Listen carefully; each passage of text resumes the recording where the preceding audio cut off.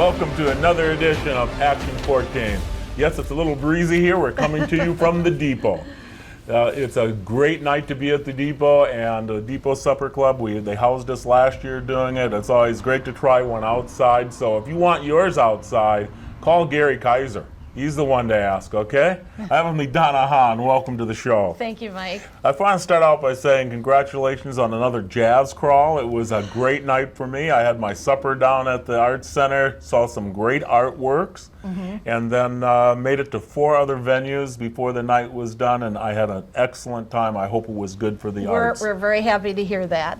Yes, it was a very good fundraiser for us, and we had a blast. Good, good. I'm glad it worked out. But we're not done with the year, are we? It's just starting up. Before we go any further, though, I need to have make a big shout out to all of our volunteers. I counted them today, and we had nearly 70 volunteers for this event. For the jazz crawl. Yes, yeah. Which is amazing. I mean, we see them on the list, but you never really count them. Yeah. And that's a lot of people to engage, that participated in one way or another. Well, if you think about how many years the Art Center has been there and the number of people over the years that have grown an interest in the arts, and that's what it's all about. Right. It's working. Yes, it's working. And of course, we want to thank our sponsors, the cheese companies, Sargento, Sartori, Masters Gallery, and then Van Horn Auto, Paul and Kathy Sartori, Cow Country Radio. I mean, we just couldn't do it without them. And then all the silent auction donors. Yes. Which are our members and our friends and downtown businesses. So we're really very grateful. It was a great evening, and so put it on your calendar. It's going to happen again. It's going to happen, 19th annual, coming up next year. Oh, fantastic. August 11th, 2023. Wow, already said, August 11th of 2023. You can do it again. Yes. Fantastic. I will put it on the calendar. Okay, thank you. Let's talk about what actually opened the night of the Jazz Crawl and now is available to everyone until October 7th, and that's Walking on the Wild Side. A new exhibit that is a bit different. Let's just leave it at that. Yeah, it's a bit different. It's 14 Wisconsin artists, and they're all working, in sculpture, painting, wood. It's just a fabulous show, and it's wild. Just like the title, it's a little bit of their adventurous side, and it's just a fun show. Yes, and it's on right now, and it's going to be available till October 7th, and so put it on your calendar to stop down at the Arts Center. You have many other reasons to stop down, but stop down first to see the Walk on the Wild Side. Always good to have some new art in the house. And admission is free. Always free, always free. Let's talk about some classes coming up. You've got Lori Beringer having some classes in September. Yes, she starts on September 12th. She teaches on Mondays and Tuesdays 4 times per month, and you can register for all of them right now. And she'll go through December, and then we'll start up a new semester in January. When you're down at seeing Walking on the Wild Side, stop not only at the gift shop, but stop in and find out about the classes, what's happening with the classes, because they start up in September. Yes. And they'll be going on, so see if you can be part of what Lori's doing, because Lori is fantastic. She is. She's just a wonderful artist, and she's a very patient teacher. So if you're a beginner, she'll work with you up to advanced students, everybody in between. And you can bring a work that you have in progress at home, or you can start a new project with her. Fantastic. That's Lori Brenninger, so make sure to make plans to spend some time down at the Art Center playing with some art. And Liz Higgins is our new education coordinator, and she's been here on the show. And she's working real hard right now. She's got a bunch of stuff in the pipeline. So we're going to have basket making and photography classes. So just keep checking back, because there'll be more. I'm looking forward to the photography classes. My wife is a photographer, and she could really enjoy being part of something like that. And we'll show you how to use your phone. There you go. That'd help, huh? Yes. I need that help. Now, let's talk about one that I do not remember talking about it before. You say you've had this before, and that's Wine and Paint Night. Yes. Down at in September, and Wine and Paint Night. Yes. So it's for adults only, and not only will you be given a brush, but you'll give it in a glass. A glass of wine. Your first one is free. Yeah. Part of your admission. Yes. And Mary Starnicki is going to be teaching this class, and it's September 16th in the evening for a couple hours. So come and enjoy. Bring a friend or your spouse or your daughter, whatever. Because it is for adults, and because it's going to be relaxed atmosphere, it would be a neat. I'm going to use the word date night. Yes. You and your wife go down to the Arts Center and share a glass of wine or two and paint a little something together or draw something together. Yes. And enjoy the evening. And have a lot of fun while you're doing it, and probably a lot of laughs too. Yeah. Now, the thing coming up this fall in October, we've got so many things happening in the Arts Center. There was a time when there was a break. There's no breaks for you anymore at all. No, we don't have a break, No. and we don't want one. No, but in October you have Paint the Town in fall color, and that's always been a very unique situation, hasn't it? We have been bringing artists to Plymouth and the surrounding area for the last, probably this is our 9th year of doing this particular event. And Dan Rizai is our coordinator. Yep. And we're going to be sending out a call to artists, and from Wisconsin, but they can come from the Midwest as well. And they'll be painting for a whole week in the area, probably around Greenbush, Glenbeulah area as well. And then we're going to have a big party on, I believe it is, let me just look at my sheet here, October 14th is the party.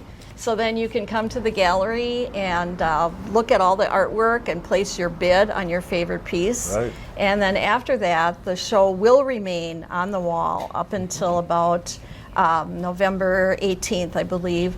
And you can come in and buy it now at a buy it now price. What's really neat during this time frame is that I'll be driving around town and I'll see people staking down an area and being there every day for 2 or 3 days. Sure. Preparing an artwork that I will see later down at the Arts Center of a local area, and it's available to purchase. Yes. Many times, yes. So your best bet is to come and place your bid at the silent or at the auction, because then you probably will get that piece. But if you wait, it might be gone. Yeah, because it's very popular, because how often do you have local area paintings? Right. By many local artists. I know that the Fig and the Pheasant has been painted many, many times. Yes, it has.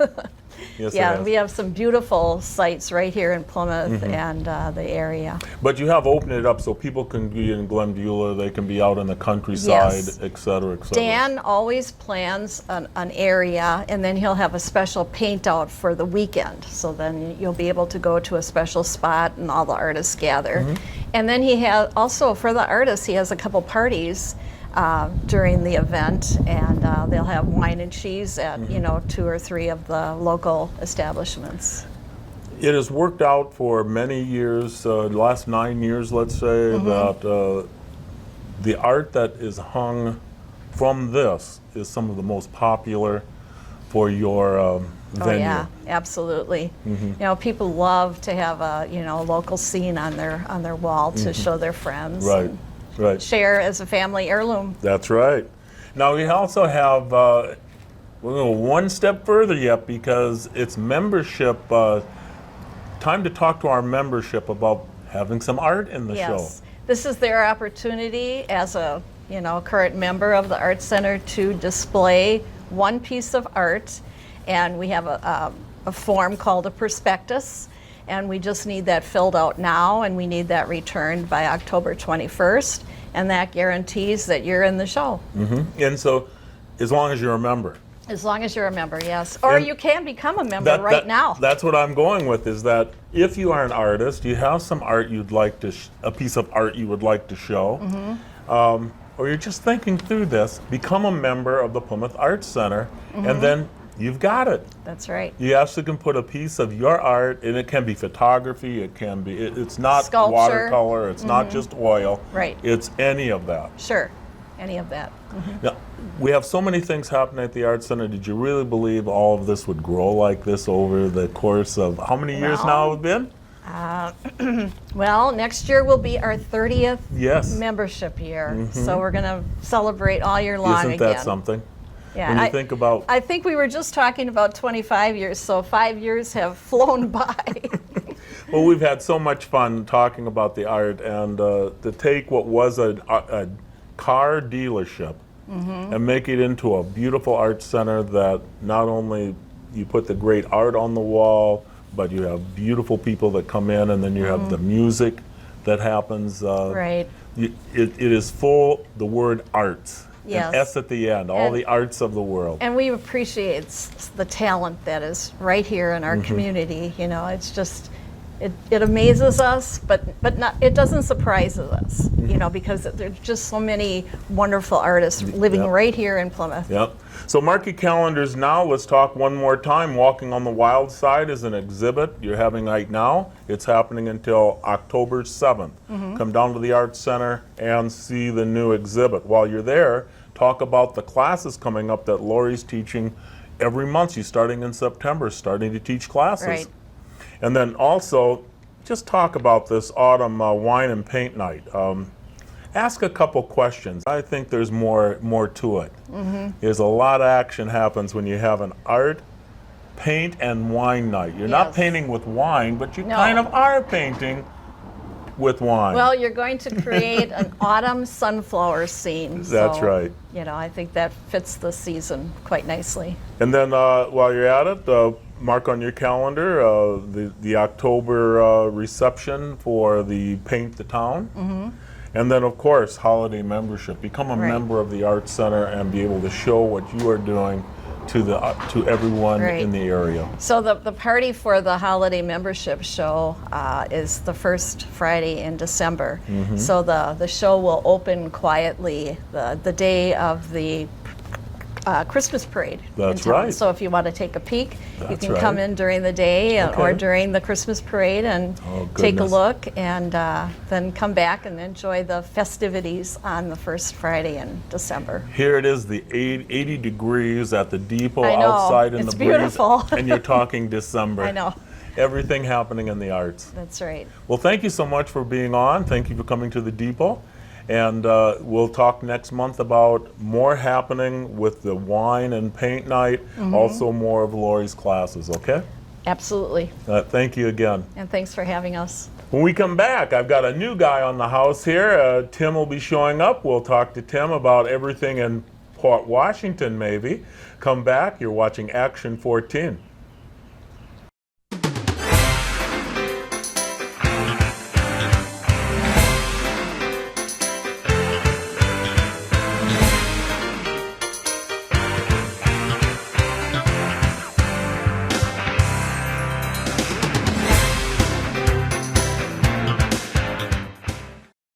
Welcome back to Action 14. We're coming to you from the Depot Supper Club, and it's a great night out here, a little breezy, a little warm. I have with me a new guy on the house, Tim Blakesley. Welcome to the show. Thank you so much. I appreciate it.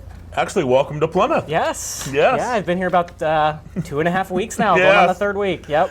Tim Blakesley is the new city administrator, and you started maybe like 3 weeks ago. And, Yes, just about 3 weeks ago. And tell me a little bit about yourself. I know a little bit about you because I've read a few things. Sure. Port Washington. Yeah, so currently live in Port Washington, but I grew up in Columbus, Ohio. Went to school at the Ohio State University. After I won't hold that against you. I know. I'm sorry. Badger fans out there. But yeah, after school, I moved to Kansas City for 4 years. A little town called Parkville, Missouri. I worked there. It's kind of almost like a mini Plymouth from what I'm seeing. You know, a wonderful downtown. You know, wonderful community support, wonderful residents. From there, you know, we're trying to get a little closer to home, closer to family. So we moved up to the Milwaukee area, and I was the assistant manager in Whitefish Bay for the last 5 years. But it was time for kind of taking the next step and I saw the posting in Plymouth and, kind of came up here and took a tour. And I mean, it's just a wonderful community, and I couldn't be more thrilled to be here. Now, you live in Port Washington. Yep. Port Washington, the school district is about the exact size of Plymouth, but Okay. Port Washington has a little more effect of Milwaukee affecting it. Sure. Plymouth, you had to have studied Plymouth quite a bit before you even applied. Yes. When you started the game of saying, do I really want to move from my job in Whitefish Bay Yep. to Plymouth, Wisconsin, you looked at the numbers, I'm sure. Oh yeah. So I looked at the numbers. I saw Plymouth, a community with a stable, financial path. I saw a community with a thriving downtown, and that's something that I really enjoy in the two communities I've been in. And again, the community support, the events. It was just a wonderful place. When I obviously came up here with my wife and son, we visited the parks. Okay. He was just at Stair Junior Park the other day, and I just absolutely loved it. So we kind of fell in love with the community. We do live in Port Washington. My wife is the assistant manager of Port Washington. So our dinner time conversations are very municipal oriented. Yes, they would be. Yes. And you have your children? Yeah, so one son, Owen, and he's just going to be starting preschool just in or kindergarten just in a week. No, next week. Yep. Yeah. Goodness. Yes, he's a character. And now you've come to Plymouth. You've been here 3 weeks. Because I play with numbers too. It has to be about now that we're talking budgeting. Yes. Budgeting has to be one of the largest items on the plate when you started the game here. No doubt. So that is sort of the first priority. I kind of started 2 weeks, kind of meet everybody you can, and then the next big task is working on the municipal budget. So we've got budget meetings scheduled the next couple of weeks. I'll say with inflationary pressures, it's going to be a tight budget. But that's okay. We'll work with that. We'll create a budget that the community can stand behind and continue, the services that we all like. So now, yeah, because we're talking budget year, it has to be the toughest budget year because while we saved a lot on managing snow last year, yes. the price of gasoline and then fuel has got to be so tough on you. Yes, so that's going to be tight this year. Luckily, things have come down. We were looking at it, are we going to get $5 a gallon? Luckily, Yep. Things have kind of come down from there.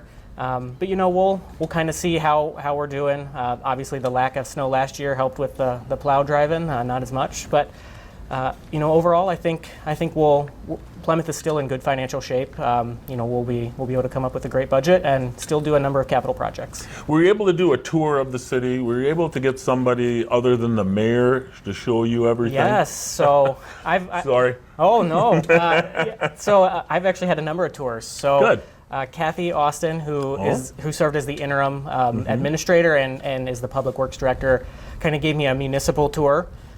Which was just wonderful. We went out for a couple hours just to look at the city, check out the sites, check out potential, new developments, things that are kind of, future projects. And then from the utility side, our electric operations manager gave me a tour of basically our utility area where the Plymouth Utilities operates, which is obviously much larger than Plymouth itself. So Ryan Rearborn gave us that tour, and it was great. So it's been good. I'm trying to take it all in. Yeah, it's a lot to take in, I'm sure, for you. Yes, But definitely. now, how does you were an assistant at Whitefish Bay, and now you're the top dog.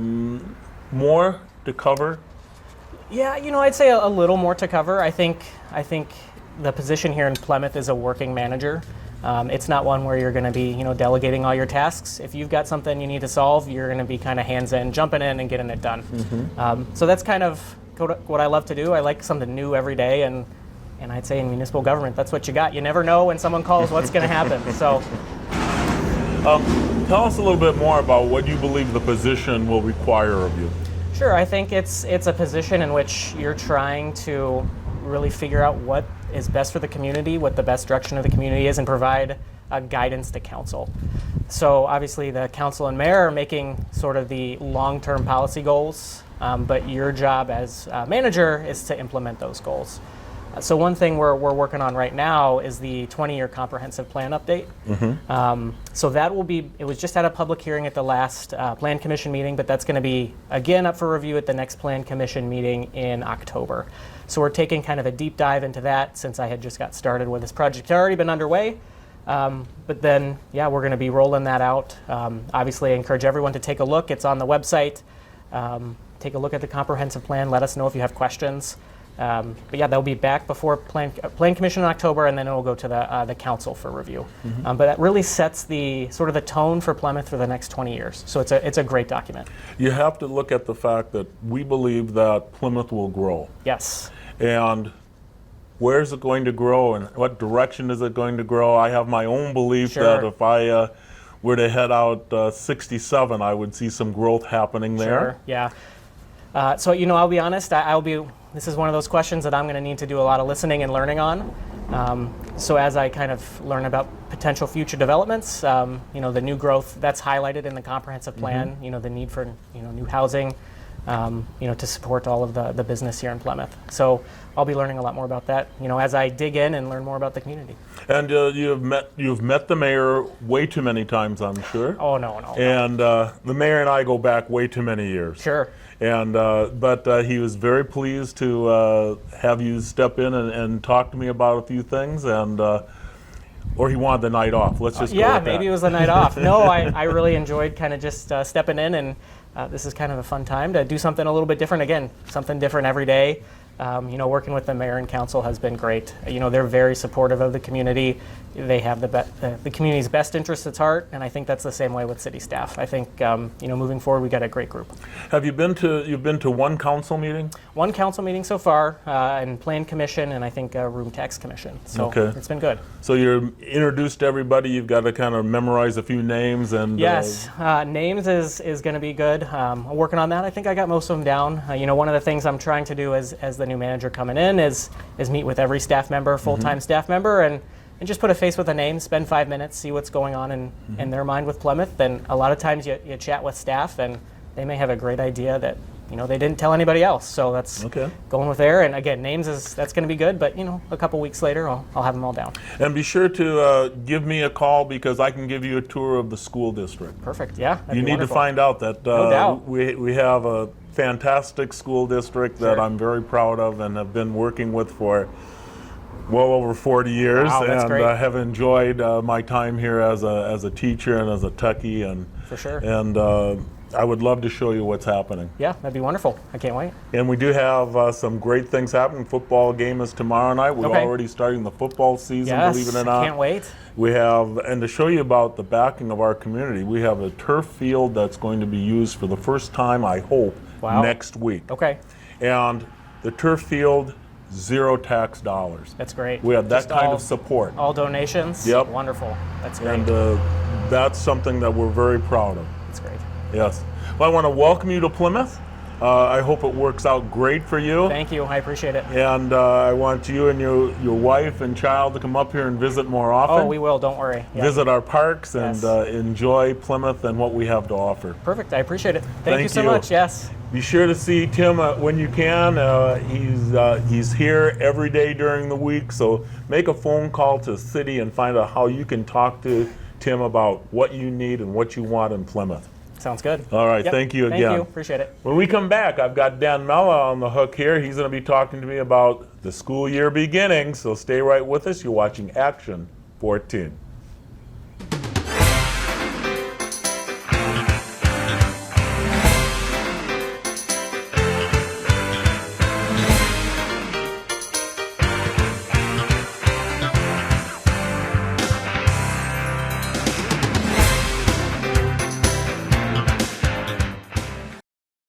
Welcome back to Action 14. As promised, I have Dan Mella with me. Welcome to the show. Thank you, Mike. Superintendent of Schools, knowing all that's happening. And first of all, tell me, how's sports going?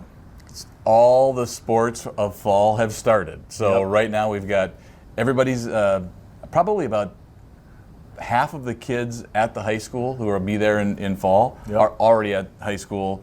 at some point of the day or another, and they're there and they're practicing and It's fantastic. running around, and the parking lot is full, and yeah, it's great. It is fantastic to see all the kids back, and what's fantastic are the numbers. We have a nice number of athletes, students preparing to be a Panther. Right, they compete at all different levels. There's freshman level and JV level and varsity level, and you've got some of the sports that have a lot of opportunity for kids to play things, like when we've got tennis and cross country and soccer and football. Even women's golf. Oh yeah, we have It's right women's now. golf. Right. Yeah, We've got 9 competitors in women's golf. This is the first year that we've had it officially, and Yep. so a lot of kids are getting an opportunity to play.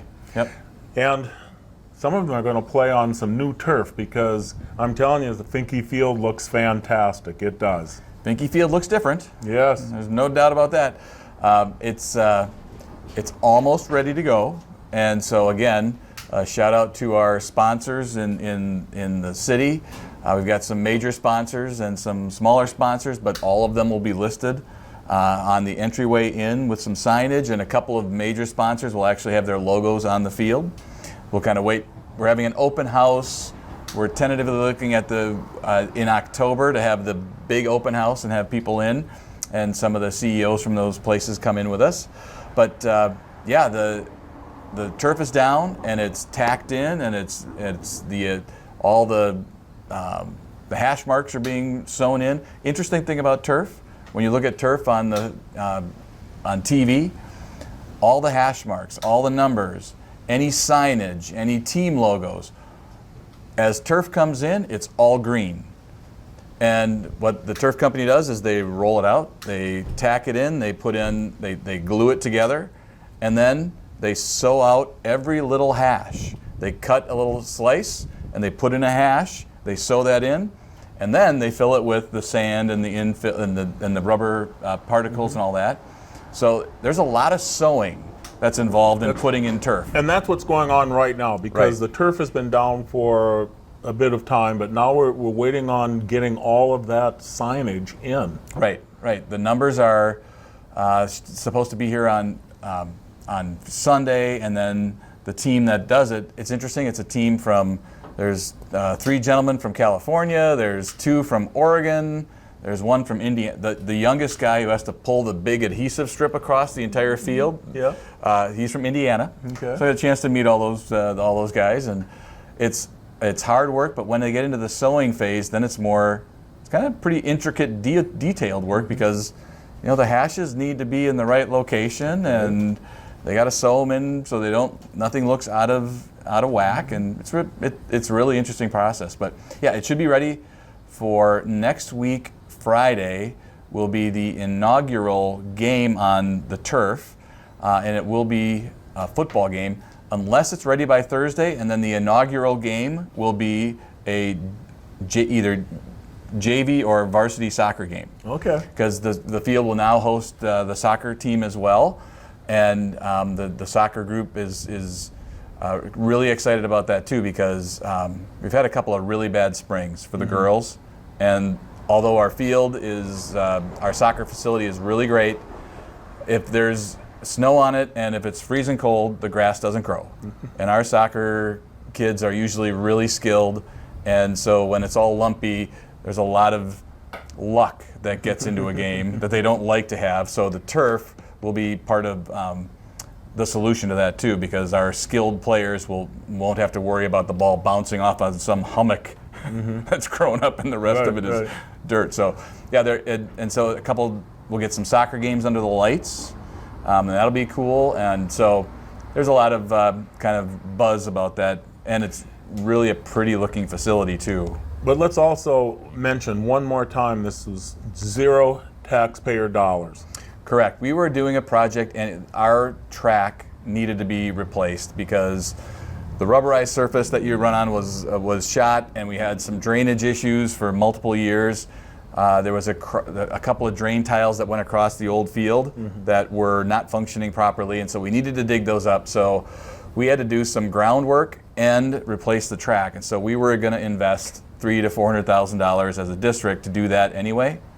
And so we did that, But at the same time, then other people said, well, shouldn't we go out and see if this is the right time for turf? It's not something that the district could cover, but we went out and asked some local companies, and lickety-split, we had enough money to cover the turf surface of the field. And so, no taxpayer dollars have gone to the turf. The tax investment, or it was really replacing the issues that we had with the track that needed to be redone and the groundwater flow. But yeah, so thank you again to the community. We've got a very generous community every week in our gifts and adjustments that we announce at the board meeting. There's always plenty. So again, thank you. Things are starting up for everyone, including teachers. We have a new teacher gathering, and all staff in service is coming. Yep. As people watch this, school may have already started, but you are now planning everything to prepare new teachers and staff to come back. Right, there's a lot of anticipation. Everybody knows that kids get nervous about the start of school, or maybe they're not looking forward to the start of school necessarily, but the staff really looks forward to getting the facilities prepared and next year's curriculum prepared. And so there's every single summer there are changes, there are different ways to do things, there are new ways to clean and prepare the facilities, and no different this year. And so as we get close to the fair, everything starts to ramp up, because next week we start with our new teachers that are coming in. Right. And so we've got 4 days with them, and we take them through the city. We show them the cow. We bring them, like, everybody learns about Plymouth a little bit, and like how we operate in the district. And then the following week we have everybody's back, and we have learning activities. There's a lot of professional responsibilities that you have to go through in order to get yourself prepped for the year.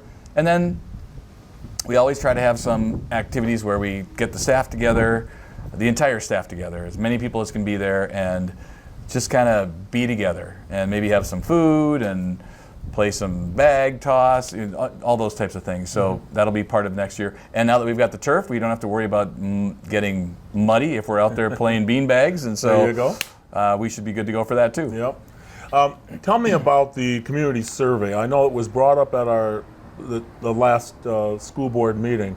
The many different questions and how you're going to be answering these things.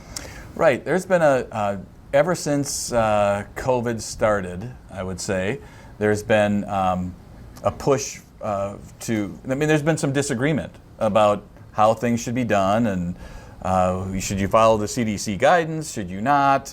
There's other research, and so these hot button issues have been out there. And so we just sent out just a blanket survey to all families, any community members, that just asked for open-endedly, what are some things you would like to know about with the Plymouth School District? Are there questions that you have that you'd like to be answered? And so we put that survey out. We've over the course of about a month and a half, we received about 200 responses. We've categorized them. And so what we're going to be doing with the school board is we're taking a look at those questions. Now, many of them are things that can be answered pretty simply in either a video or like a FAQ type of thing. They're factual questions that people just want to know about. Then there are other questions about how you operate in terms of things like Title IX and those issues, and they're much more complex. They change routinely with every different administration that comes in, and so you're basing how you operate sometimes on current understanding of case law. And so those types of issues we're going to be working on, and many of them a lot of the questions will be frequently asked questions types of things, and here's what to know about them. But then there are going to be other things, and the board's going to have to decide, do we want to have an expert to come in like we did with Title IX to talk about this, and we can record that and send it out or have it be available to people to see? Or do we want to have a panel? Is it something that we even have any expertise in? Some of the questions that people have are more like social issue questions, and they're really not the purview of the school district necessarily. They're just these broader questions in society. and they kind of come to a head sometimes at a school district. So we're putting all that stuff out there, and the board will have to wrestle a little bit with that to decide how they want to move forward with it. But we did get a nice number of responses, and a lot of interesting questions too about, sometimes you think you know what people don't know, or you think you know what people are going to ask, but you really don't. Right. So yeah, it's really, it's good to do that from time to time. Mm-hmm. Well, tell us about something else that's new. We have some new playground issues to play with. Right. The Plymouth Education Foundation, if anybody's out listening and would like to donate to anything in our area, the Plymouth Education Foundation is a great organization. They're not associated with the school district. It's a group of alumni who are, they're just a 503B, and they raise funds for improving the school district, or grants, or a lot of it is scholarships for kids. And so one of the things that they are investing in this year is a new playground for our little kids. We have daycare in the Plymouth School District. Right. So if you're a parent and you want to send your kids to school, but you work in Sheboygan and you need daycare, we have a really nice daycare, and it does even go into 4K and kindergarten. You can wrap it around, and so you can drop them off early if you've got to drive in and then come back and pick them up. So it's a great thing. But the playground needed work, and so the Plymouth Education Foundation is adding. We're stripping out the whole ground. We're putting in safety, cushiony mats, new up-to-date apparatuses for the little ones to play on, and so that'll be a nice thing. It'll be at the Horizon Elementary School, and we'll eventually have it at Parkview as well. Okay.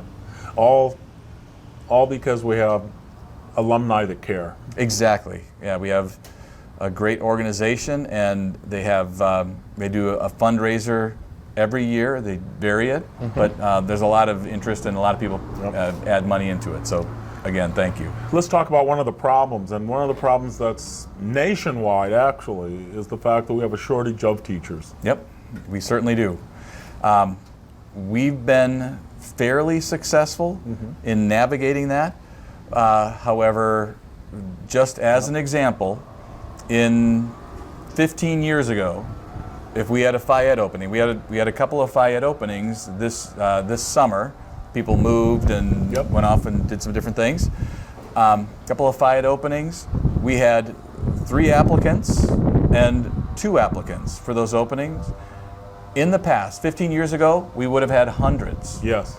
And this is a nationwide thing. There are, I know that Sheboygan is needing somewhere upwards of 20 teachers currently, and school starts in a couple weeks, and they don't have them, and so it's an issue. And we've been actually, the veteran group was just speaking. We've actually put out some advertisement in some veteran publications around the country that are, saying, hey, if you're a vet and you're interested in becoming a teacher, come to Plymouth. Plymouth is a great place, and it's got some of our local information. So we're trying to do some outreach, and so is the Sheboygan and Plymouth Chamber, not just for school district personnel, but for everybody. Right. But we work with them all the time in order to try to make it, show you the great things about why you'd want to come here and work here. So, but yeah, it's becoming more and more of a challenge. We still have we have 2 teacher vacancies right now that we're looking to try to fill, and there just simply are not people available with the certification or that want to do that work applying.